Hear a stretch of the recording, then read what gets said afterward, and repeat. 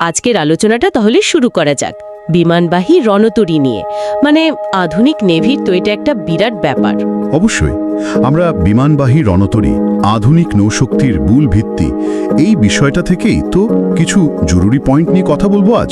হ্যাঁ, ভাবুন একবার, সাগরের মাঝখানে একটা আস্ত এয়ারবেস ভেসে বেড়াচ্ছে। ঠিক। এর মানেটা দাঁড়াচ্ছে পৃথিবীর যেখানে খুশি কোনো লোকাল বেসের তোয়াক্কা না করেই এয়ার পাওয়ার ইউজ করার ক্ষমতা। বিষয়টা এর থেকেও কিন্তু গভীর। এগুলো তো শুধু ভাসমান এয়ারফিল্ড না। না না, তা তো নয়ই। এগুলো আসলে ক্ষমতা দেখানোর, প্রভাব বিস্তারের একটা প্রতীক। একটা দেশের নেভাল স্ট্র্যাটেজির একেবারে কেন্দ্রে থাকে জিনিসটা। আচ্ছা, তাহলে এর মেন ফিচার্সগুলো একটু দেখি চলুন। যেমন ধরুন ফ্লাইট ডেক। হ্যাঁ, বিশাল সপাট জায়গাটা। হ্যাঁ, যেখান থেকে প্লেন টেক অফ করে, ল্যান্ড করে, একটা ছোটখাটো এয়ারপোর্টের রানওয়ের মতোই, কিন্তু সেটা চলছে সাগরের উপর। দারুণ। আর এর নিচেই তো থাকে হ্যাঙ্গার ডেক। একদম, ওখানে প্লেনগুলো স্টোর করা হয়, আবার ধরুন দরকার মতো মেনটেনেন্স, রিপেয়ারিং সব ওখানে। পুরো সাপোর্ট সিস্টেমটাই জাহাজের ভেতরে। আচ্ছা, এরপর আসে কন্ট্রোল সেন্টার বা কমান্ড সেন্টার। এটাকে তো পুরো জাহাজের ব্রেন বলা যায়, তাই না? হ্যাঁ, ঠিক তাই। ওখানে সব অত্যাধুনিক রাডার, নানা রকম সেন্সর, জটিল সব কমিউনিকেশন গিয়ার সব ঠাসা থাকে। আর এত কিছু সুরক্ষার জন্য নিশ্চয়ই দারুণ ডিফেন্স সিস্টেমও থাকে। অবশ্যই, বিভিন্ন রেঞ্জের মিসাইল সিস্টেম তো আছে। তার সাথে থাকে CIWS, close in weapon system. ও হ্যাঁ, ওই যে দ্রুত গুলি ছুটতে পারে যেগুলো। একেবারে শেষ মুহূর্তের ডিফেন্স। কোনো মিসাইল বা প্লেন একদম কাছে চলে এলে সেটাকে থামানো যায়। আর এদের সাথে তো প্রায় আরও কিছু যুদ্ধজাহাজ থাকে স্কট হিসেবে। এবার আসি এর স্ট্র্যাটেজিক গুরুত্বের দিকে। প্রথমত পাওয়ার প্রজেকশন বা ক্ষমতা দেখানো, তাই তো? নিজের বর্ডার থেকে অনেক দূরেও মিলিটারি পাওয়ার দেখানো যায় এটা দিয়ে। একদম।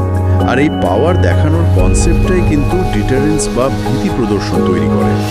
কোনো টেনশনের জায়গায় এরকম একটা জাহাজ থাকা মানে অন্য পক্ষ একটু হলেও ভাববে। রাইট, কারণ এর মানে হলো ওখানে চটজলদি আর বড়সড় এয়ার অ্যাটাক করার ক্ষমতা রেডি আছে। কিন্তু একটা প্রশ্ন জাগছে মনে, এখন তো অ্যান্টিশিপ মিসাইল টেকনোলজি অনেক এগিয়ে গেছে।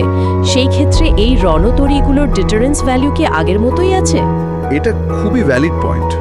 দেখুন, ঝুঁকি তো অবশ্যই বেড়েছে, তবে এদের নিজস্ব ডিফেন্স সিস্টেম আর সাপোর্টিং ফ্লিটের কারণে এগুলো এখনো কিন্তু যথেষ্ট শক্তিশালী। আচ্ছা। আর এর একটা অন্য দিকও আছে যেটা আমরা অনেক সময় ভাবি না, সেটা হলো মানবিক সাহায্য।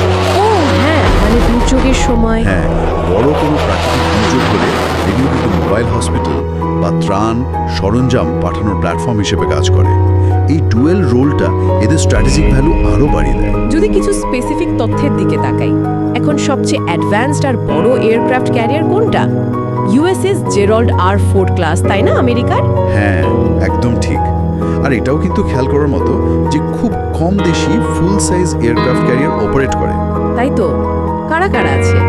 মূলত US, China, UK, India, France, এই হাতে গোনা কয়েকটা দেশ। জানেন তো, একটা মডার্ন ক্যারিয়ারে প্রায় 5,000 লোক কাজ করে। 5,000? বলেন কি?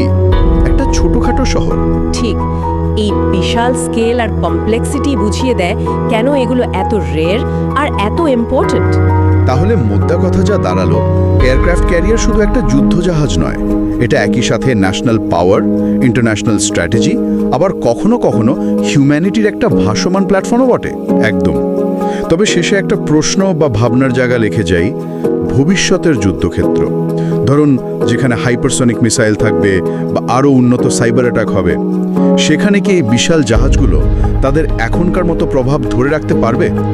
এদের রোলটা ঠিক কেমন হবে ভবিষ্যতে? এটা নিয়ে কিন্তু ভাবার অবকাশ আছে।